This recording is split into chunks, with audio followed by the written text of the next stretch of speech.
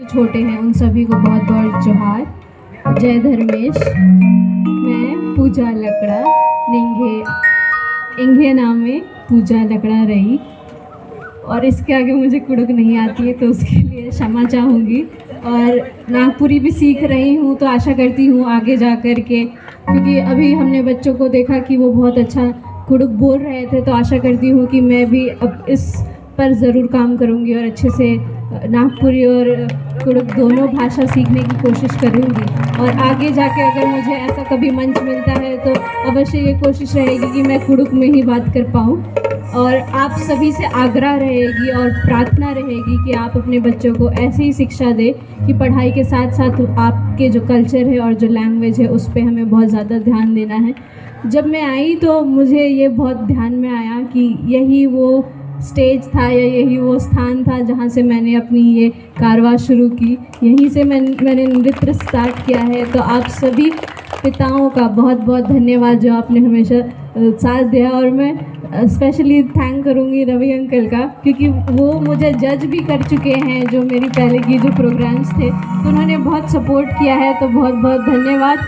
और जैसे ही हम आए तो यहाँ पे बहुत लोग बहुत कुछ बता रहे थे, इतना तो मुझे नहीं आता है, बट जो हमारे सामने यहाँ पे कड़सा के रूप पे जो यहाँ पे घड़ा रखा हुआ है, तो इसके बारे में आप लोगों को अगर कुछ पता है तो अगर ज़रूर बताएं। मुझे लगता है मेरे से ज़्यादा पता होगा, पर मुझे जितना इसके बारे में पता है मैं ज़रूर अपनी तरफ से बताना चाहूँगी। कड़सा ये हमारे शादी में यूज़ होता है। कड़सा इसकी बहुत महत्वपूर्णता है जो मुझे पहले नहीं पता थी। जब मैं ग्लोबल ट्राइबल क्वीन के लिए जा रही थी, तो जब मुझे वहाँ पे बोला गया कि आपको अपने कल्चर के लिए या अपने कल्चर के ऊपर कुछ ले कर के आना है, तो मैंने कड़सा चुना, क्योंकि मुझे पता था शायद सब ले कर के जाएंगे तीर, बाण, धनुष, सूप, झाड़ू, पर मैंने वहाँ कड़सा लेकर के गया। फिर मैंने कड़सा के ऊपर बहुत रिसर्च किया, मैंने सबसे पूछा, किसी ने नहीं बताया। मैंने पापा से पूछा, पापा कड़सा का क्या महत्व है?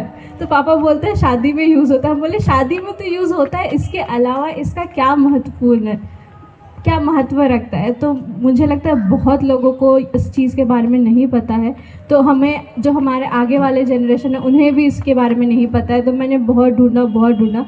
एक मांडर के एक उनका नाम मुझे नहीं पता है, तो उन्होंने मुझे बताया कि कड़सा जो घड़ा यहाँ पे यूज़ किया हुआ है वो 5 तत्व से बना हुआ है, और ये शादी में बहुत महत्व रखता है। जैसे आज स्थापना दिवस है, बाल स्थापना दिवस है, तो शादी में ऐसे ही कड़सा का भी स्थापित किया जाता है।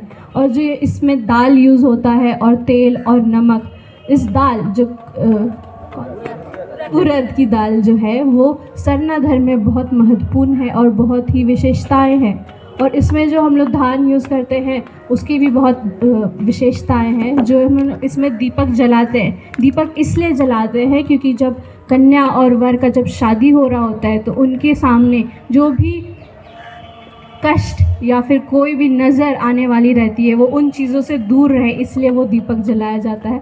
तो ऐसे ही मैं चाहूँगी कि छोटी छोटी चीज़ें हैं जिसकी विशेषताएं हमें नहीं पता है, आप हमारे बड़ों को पता है, तो आप अपने बच्चों को ये ज्ञान ज़रूर दें, ताकि जो मुझे इस चीज़ का महत्व नहीं पता था, इसलिए मैं इस चीज़ को नेगलेक्ट करती थी। जिस दिन से मुझे इसका महत्व पता चला, मुझे समझ में आया कि ये कितनी हमारे लिए प्रेरणा की चीज़ है, या फिर इस चीज़ का हमारे ज़िंदगी में कितना बड़ा अहम रूप है।